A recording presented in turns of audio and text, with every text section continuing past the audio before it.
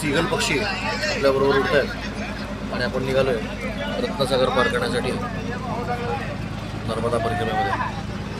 हे सीगल पक्षी सायबेरियामधून स्थलांतर करून आलेले आहेत. पक्षी बघा, सीगल पक्षी. आता हे नाव वळवले जाते.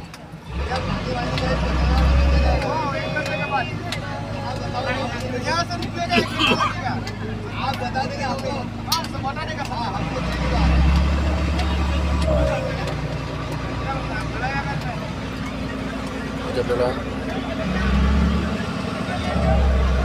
बरेच पॅरामीटर्स बघता येतात.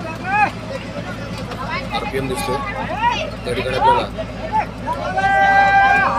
नावेची गती, नॉटिकल मैलामध्ये समुद्राची खोली, अजून बऱ्याच गोष्टी दिसत आहेत.